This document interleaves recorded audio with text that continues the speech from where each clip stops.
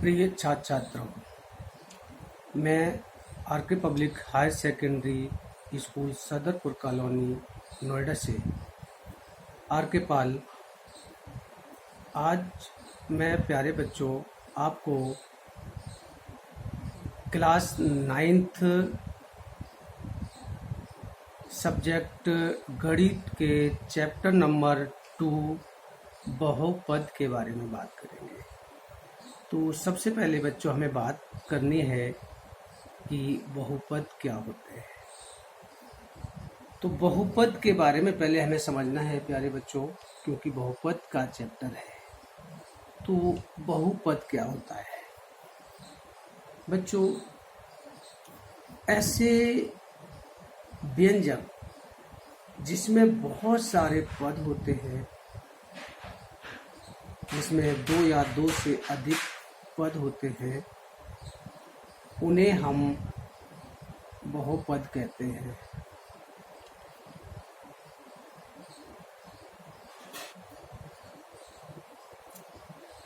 बच्चों, हम बात कर रहे थे बहुपद के बारे में।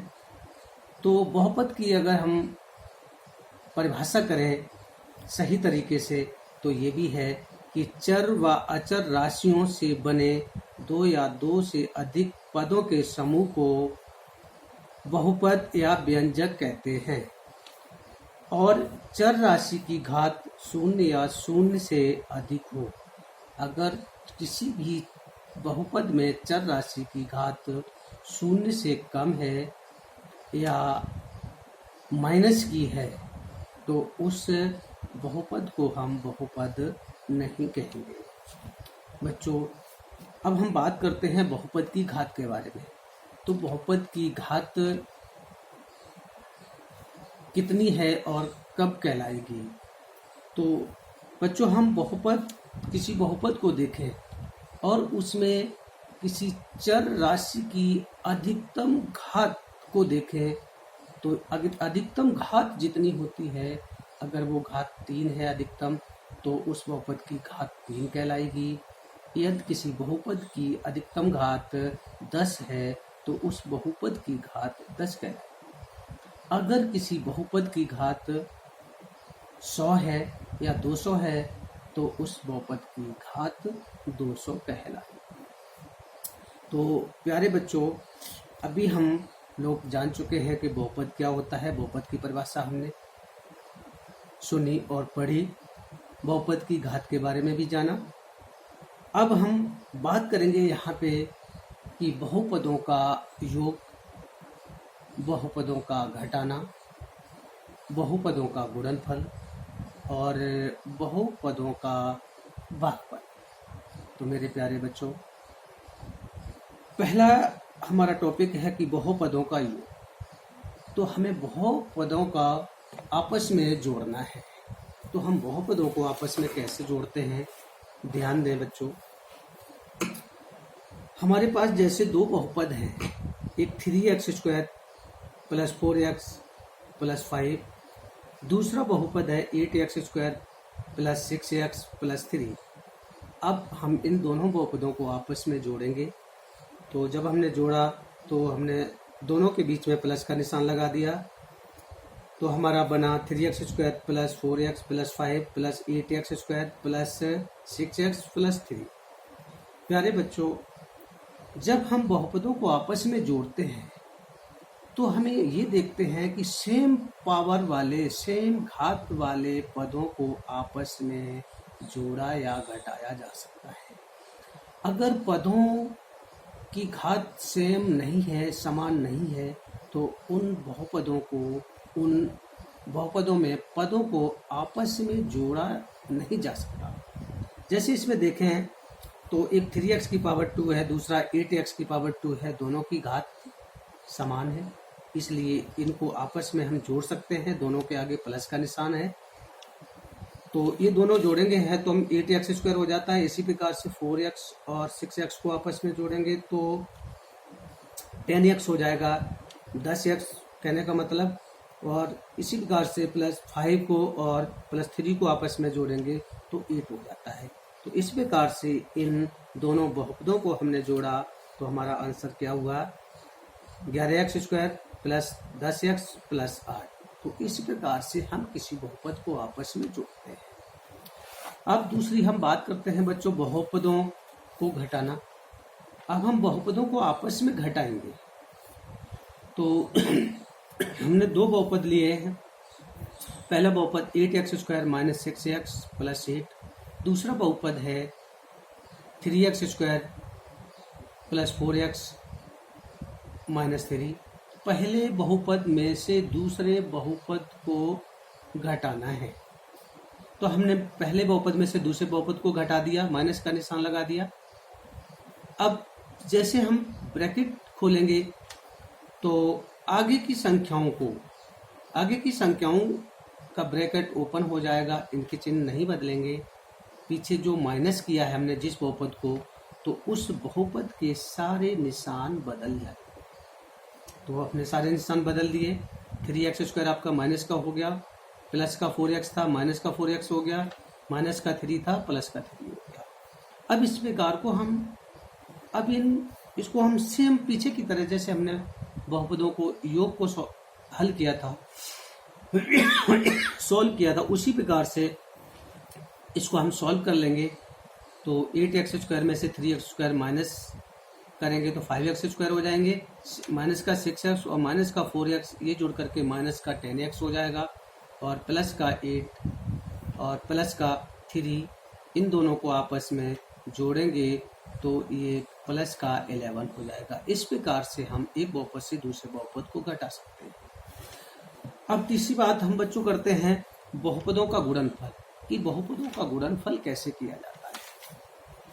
तो देखिए हमने दो यहाँ पे पद लिए हुए हैं, एक आपका 8x की पावर 3 है, दूसरा 6x की पावर 2 है। यहाँ पर हम मल्टीप्लाई करेंगे, यहाँ पे हम गुणा करेंगे। तो यहाँ हम न्यूमेरिक वैल्यू को न्यूमेरिक वैल्यू से गुणा करते हैं और वेरिएबल वैल्यू को हम वेरिएबल वैल्यू से, कहने का मतलब अचर राशि को अचर राशि से गुणा करते हैं और चर राशि को चर राशि से गुणा करते हैं। तो 8 का हमने 6 के साथ किया है और x की पावर 3 का गुणा x की पावर 2 के साथ किया है। तो इस प्रकार से 8 का 6 के साथ गुणा करेंगे 48 हो जाएगा, और x की पावर 3 और x की पावर 2 का गुणा करेंगे तो x की पावर 5 हो जाएगा। तो इस प्रकार से हमारा आंसर हुआ 48 x की पावर 5। तो इस प्रकार से प्यारे बच्चों हम गुणा कर सकते हैं बहुपदों का। इसी प्रकार से एक एग्जाम्पल हम और लेते हैं। एक हमारा पहला हमने बहुपद लिया 2√3 x की पावर 4, दूसरा हमने बहुपद लिया एक 5√3 x की पावर 3। अब इनका हमें आपस में गुणा करना है। तो जिन संख्याओं पे रूट नहीं है, जिन अचर राशियों पर रूट नहीं है, सबसे पहले हम बिना रूट वाली संख्याओं का आपस में मल्टीप्लाई करते हैं, फिर रूट वाली संख्याओं का आपस में मल्टीप्लाई करते हैं, और फिर वेरिएबल या चर राशियों का आपस में गुणा करते हैं। तो हमने 2 का 5 के साथ किया, √3 का √3 के साथ किया, x की पावर 4 का x की पावर 3 के साथ किया मल्टीप्लाई।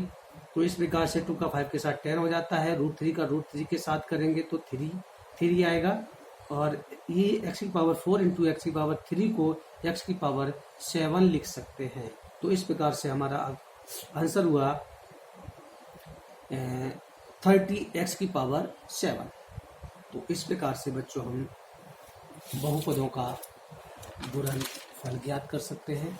अब चौथी बात है बच्चों हमारे पास कि एक बहुपद को दूसरे बहुपद से भाग करना। तो हम किस प्रकार से भाग करेंगे। हमने एक बहुपद लिया है 3x की पावर 4 या 3x की पावर 4 माइनस 4x की पावर 3 माइनस 3x माइनस 1 को हम दूसरा बहुपद लिया हमने x प्लस 1। अब हमें दूसरे बहुपद से x प्लस 1 से पहले बहुपद को भाग करना है। तो हमने इस तरह से लिख लिया। अब हम 3x की पावर 4 को और इधर भाग देने वाली संख्या x प्लस 1 में से x को x और 3x की पावर 4 को ये दोनों टर्म को हम बराबर करेंगे। तो x में हम कितने का मल्टीप्लाई करें कि 3x की पावर 4 हो जाए?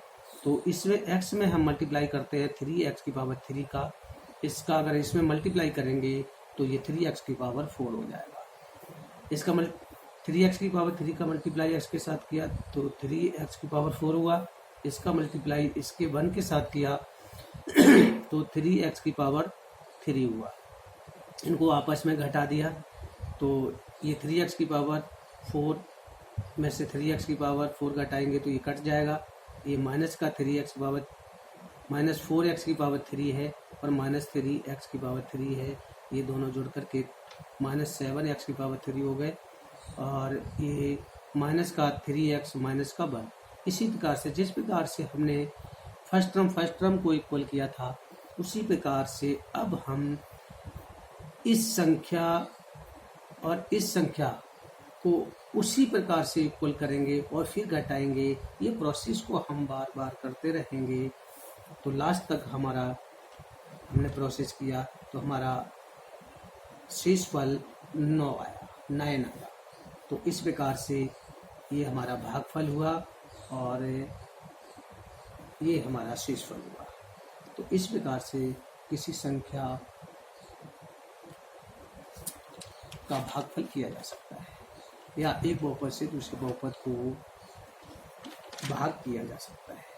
तो प्यारे बच्चों, आज हमने बहुपद के बारे में सीखा कि बहुपद क्या है, बहुपद की घात क्या होती है और बहुपदों को आपस में जोड़ा कैसे जाता है, बहुपदों को आपस में घटाया कैसे जाता है और बहुपदों का आपस में गुणनफल कैसे ज्ञात किया जाता है और एक बहुपद को दूसरे बहुपद से भाग किस प्रकार दिया जाता है।